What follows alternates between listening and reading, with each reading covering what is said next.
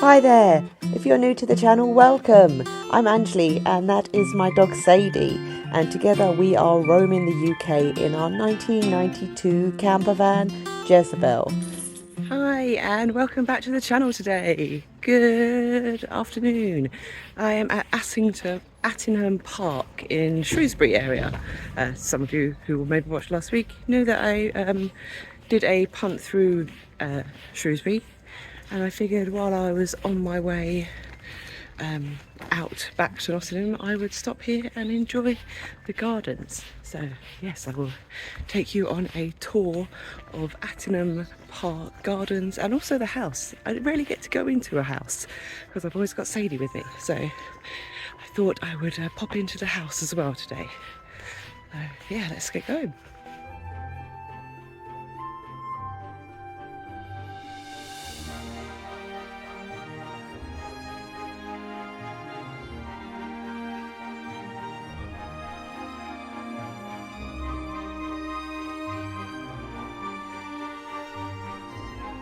There are multiple walks that you can do when you're here. I'm going to just do them all, starting with the smallest, the pink one, which is the pleasure gardens. So yeah, I'm going to do a little walk around there, and then do a slightly longer one, and then the longest one, which is a World War II walk, and then head into the house.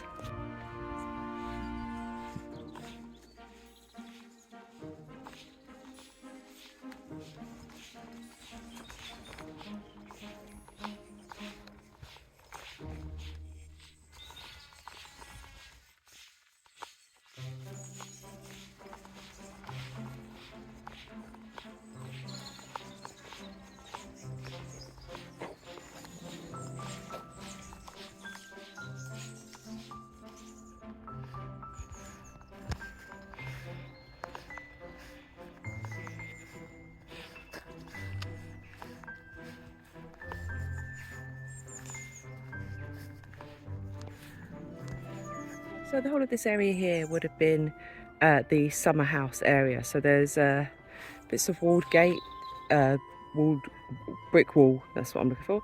And then here is like the hot house area, maybe an orangery, and a place for tropical plants to grow.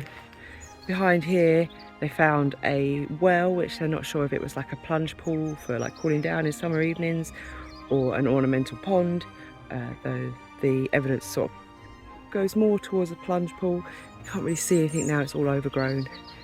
And this area here is some places where they just found some pipes and some suggestions of like a storage unit type thing. But yeah, the most you can see is the kitchen area, and the rest of it is a bit overgrown now. So this is only going on until the end of this summer, and then I don't know what they're going to do with it, doesn't say.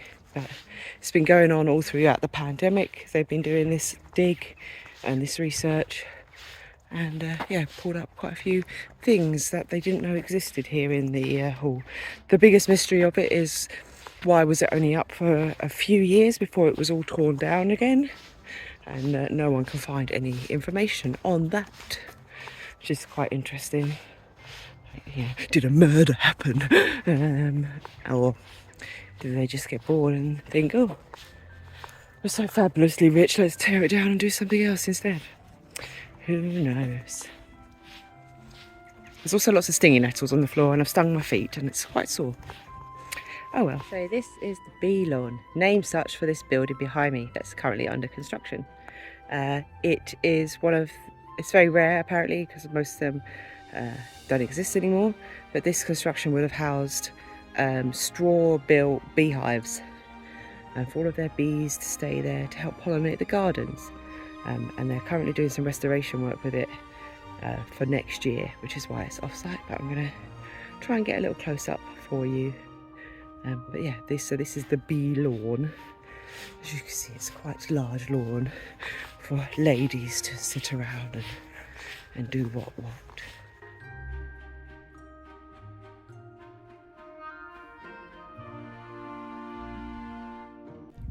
Across the parkland there are 5 Grade 2 listed buildings, including the stable block, the Turn Lodge toll house and 2 bridges that span the River Turn. There are also 12 Grade 2 listed structures, including the retaining walls of the estate, the bee house, the ice house, the walled garden, the ha-ha and the home farm.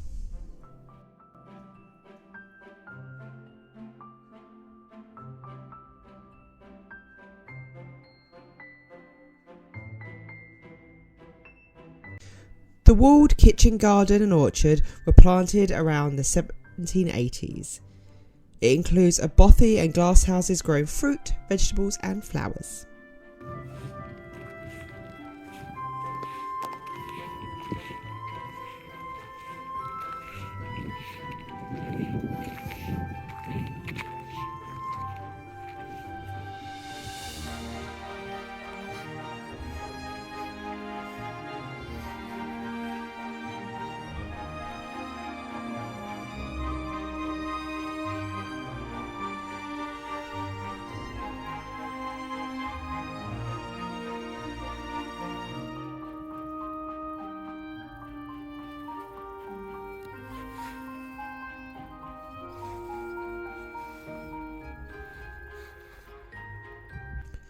The shrub and tree landscape area are designed by Thomas Leggett between 1770 and 1772.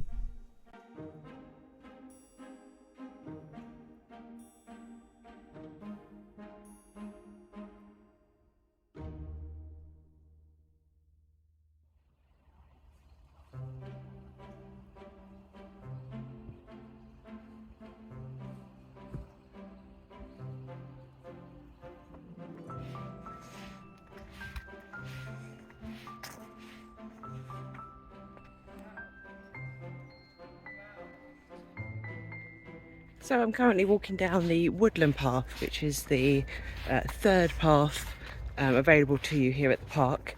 So you have the walled garden path, which is just 1 mile sort of round. Then you have the deer park path, which is 2 miles. Then you have the woodland park, 3 miles, and that leads into the World War II walk, which is 4 miles. That's the longest walk. And they sort of all join up to each other, and you either cut off, you know, if you only want to do 2 miles, you just do the 2 mile one, or you carry on like I am and do the 3 mile one and see how I feel, and maybe I'll do the 4 mile. But they all sort of lead you back towards the house, which is good because that's where I'm going to go next, because I bought the full ticket. So I might do the 3 mile walk and then head into the house, go get some lunch, and then I might go back on myself and do the last bit, the World War II one, and then cut down through the deer park one to see the bit of the deer park one that I didn't see. But yeah, woodland walk, aptly named. It's just me and a whole load of woodland, which is very nice. Very quiet here. Feels weird walking in these woodlands without Sadie, but oh well, I'm not going to be able to see her for another 10 days, so I miss her. But we'll go to exciting places when we're back together.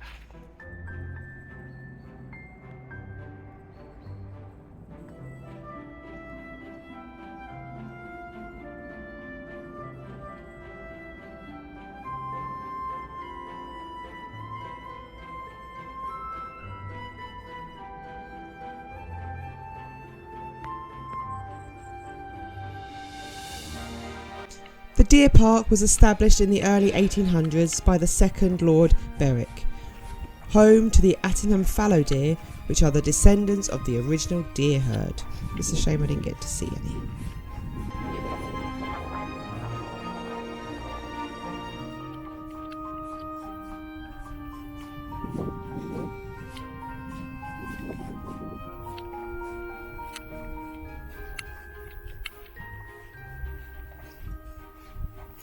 This area here is the deer sanctuary, and I was hoping I might get to see a deer or two, but sadly nothing so far. There's no one else here, so in theory, you know, maybe. But yeah, I've not seen anything. It might be too hot for them. Oh well.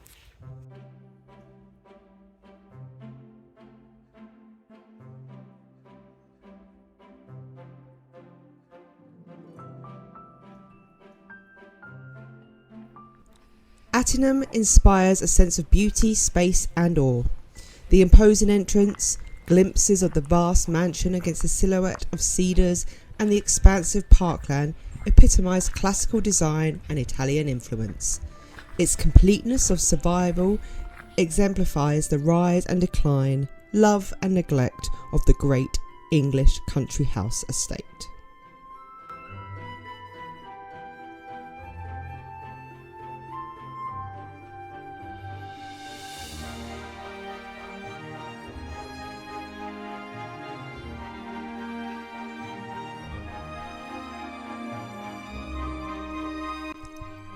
Attingham Park was built in 1785 for Noel Hill, the first Baron Berwick, replacing a house on the site called Turn Hall. With money he inherited, along with his title, he commissioned the architect George Stewart to design a new and grander house to be built around the original hall. This new country house encapsulated the whole property, and once completed it was given the new name Attingham Hall.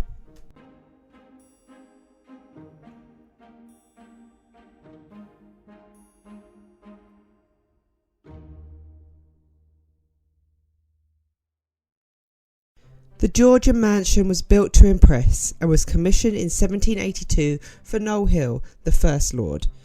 Attingham is all about style, about putting on a show, and it does this very, very well.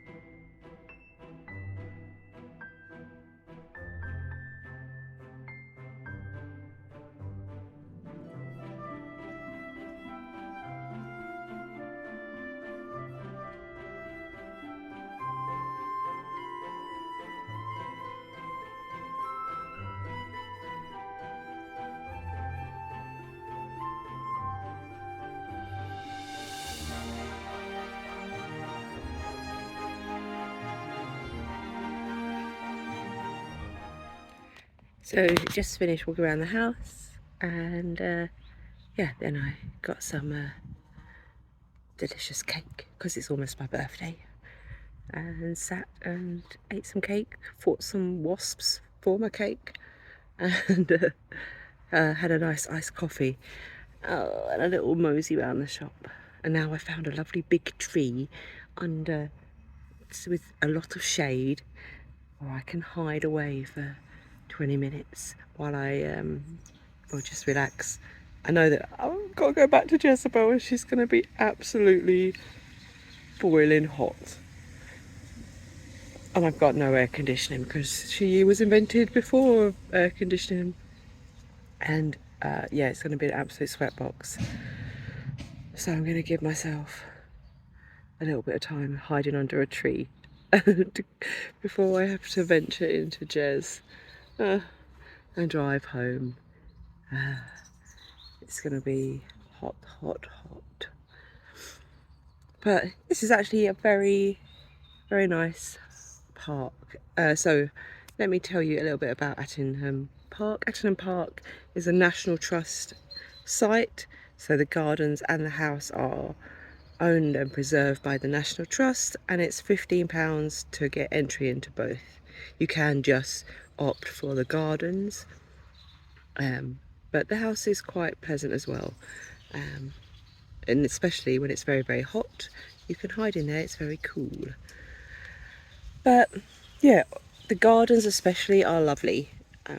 So I would recommend, if you're not really into the National Trust houses, which normally I'm not, I never worry about missing those because I've got Sadie. The gardens are delightful.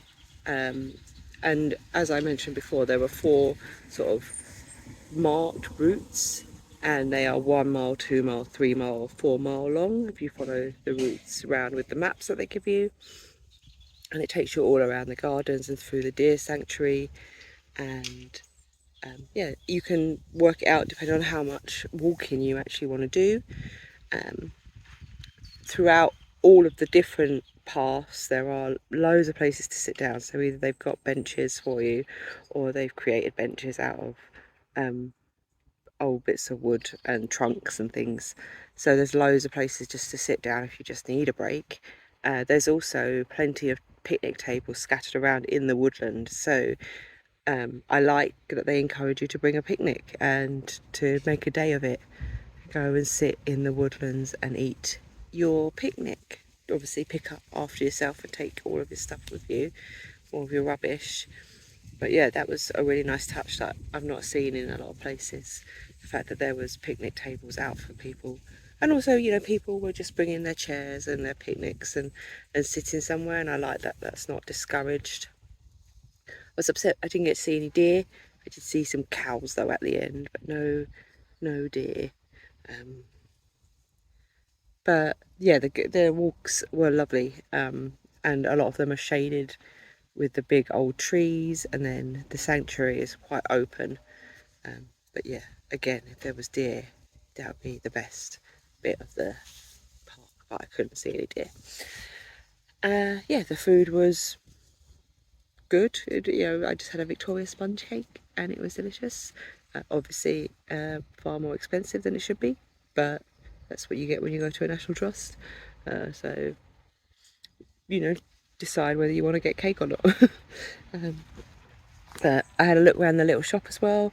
They got the regular National Trust things. I did pick myself up a little embroidered patch to put on my camp blanket, so that will go on there ready for next camp.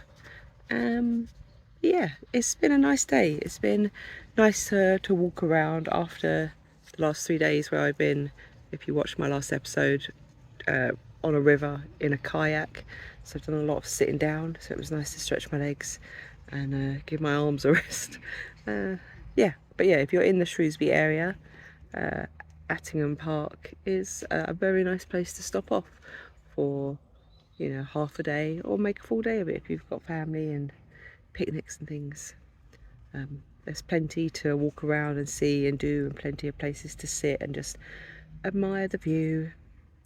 But yeah, so I hope you enjoyed this video about the park, and I will see you soon, next week, in time. I'll see you in the next video from the Netherlands. Yeah, I'm excited to go back over to Holland and do some more exploring over in the land of clogs and windmills. But for now, thank you very much.